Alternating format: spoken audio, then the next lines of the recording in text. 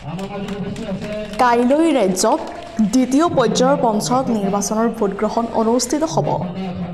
ৰাজ্যৰ বিভিন্ন প্ৰান্তৰ লগতে ৰেলনগৰী লামডিঙত ভোটগ্ৰহণ অনুষ্ঠিত কৰা হ'ব। লামডিঙত দ্বিতীয় পৰ্যায়ৰ পঞ্চায়ত নিৰ্বাচনক লৈ চলিছে গৰম বতাহ। ৰেলনগৰী লামডিং নিউ কলনী ৰাইজে এইবাৰ নতুনকৈ পঞ্চায়ত নিৰ্বাচনত ভোট দিব আৰু বিশেষকৈ নতুনকৈ পঞ্চায়ত নিৰ্বাচনত ভোট কেন্দ্ৰ বাণী বিদ্যা মন্দিৰ। সকলো ৰাইজক আৰু নতুন ভোটাৰক নিজৰ গণতন্ত্ৰৰ অধিকাৰ প্ৰদান কৰাৰ বাবে অনুৰোধ জনাই বিধায়কগৰাকীৰ লগতে কংগ্ৰেছ দলক তীব্ৰ সমালোচনা কৰি অহাকালি অৰ্থাৎ ৭ মে ৰাতিপুৱা হোৱাৰ লগে লগে ৰাইজে প্ৰদান কৰিব গণতন্ত্ৰৰ অধিকাৰ ভোটৰ মাধ্যমে।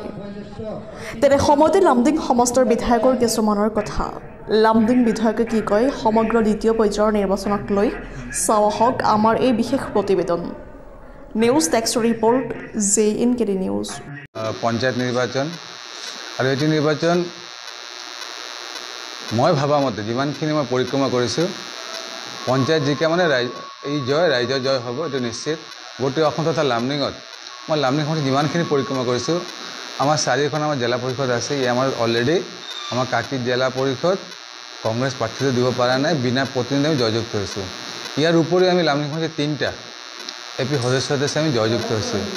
ইয়াৰ উপৰি কমেও 20% ৱাৰ্ডৰ সদস্য কংগ্ৰেছে ভেটি ইমান দুৰ্বল, বিনা প্ৰতিনিধি আমি জয়যুক্ত হৈছোঁ। তাকে আমি আশাবাদী আমাৰ চাৰিওটা জিলা পৰিষদ জিকিব, সকলো আমাৰ AP সদস্য জিকিব, ৱাৰ্ড মেম্বাৰ জিকি আহিব। এইটো কেৱল লামডিং বুলি নহয়, গোটেই অসমত ৰাইজৰ জয় হ'ব।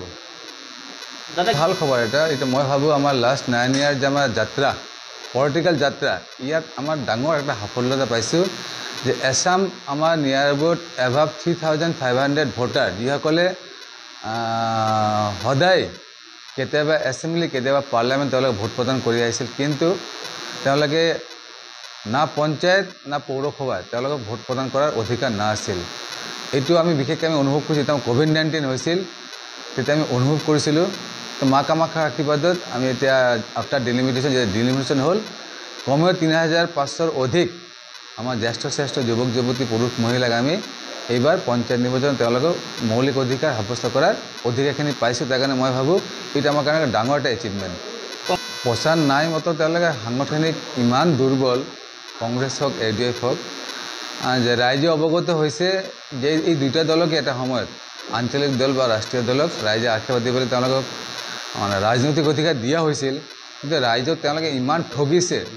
তাৰ কাৰণে ৰাইজ বিতস্বাদ হৈ পেলাই আপোনাক দেখা পাইছে চাগে অসম তথা লামডিঙত হেজাৰ কংগ্ৰেছ বাদ দি পেলাই আমাৰ ভাৰতীয় জনতা পাৰ্টীৰ দলৰ প্ৰতি আকৃষ্ট হৈ পেলাই তেওঁলোকে হেজাৰ আমাৰ জনগণ জ্যেষ্ঠ পুৰুষ মহিলা যোগদান কৰিছে। তাৰমানে এইটো এটা সবুজ সংকেত বুলি মই ভাবোঁ। তাৰ কাৰণে এইটো জয় বিজেপিৰ জয় নহ'ব, এইটো জয় হ'ব ৰাষ্ট্ৰৰ জয়, জনগণৰ জয়। চবকে প্ৰথম হ'ল নতুন ভোটাৰ মতলব যে তেওঁলোকে আজিকালি আমাৰ যে উঠি অহা প্ৰজন্ম ল'ৰা ছোৱালী যুৱক যুৱতী বহুত তেওঁলোকে টেলেণ্ট। ভাৰত ৰাষ্ট্ৰৰ কি পৰিৱেশ আছিল, বৰ্তমান ভাৰত ৰাষ্ট্ৰ ক'ত গৈ পালে, তাকে নতুন ভোটাৰ তেওঁলোকে বুদ্ধিমান হয়, বুদ্ধিমতী হয়। তেওঁলোকে ভাৰতীয় জনতা পাৰ্টি বা ৰাষ্ট্ৰৰ লগত আছে থাকিব। আৰু মোৰ এটা আহ্বান থাকিল আপোনালোকৰ যোগেদি গোটেই অসম বা লামডিংবাসী ৰাইজত, ভোট দিয়া নিদিয়া এইটো মৌলিক অধিকাৰ হয়। ভাৰতীয় জনতা পাৰ্টি আমি কেতিয়াও বলপূৰ্বক ভোট বা আশীৰ্বাদ আমি ৰাইজৰ পৰা বিচৰা নাই। বিকশিত ভাৰত, বিকশিত অসম, সেই নিমিত্তে যোৱা 9 বছৰ আমাৰ অসম চৰকাৰৰ যোগেদি কিমান আমি লাভালাভ হৈছোঁ ৰাইজে অৱগত। আপোনালোকে দেখা পাইছে সকলো আমাৰ যেতিয়া নিৰ্বাচনবিলাক হয় ৰাইজ আমাৰ লগত আছে। তাৰ কাৰণে এতিয়া আমাৰ গৌৰৱ।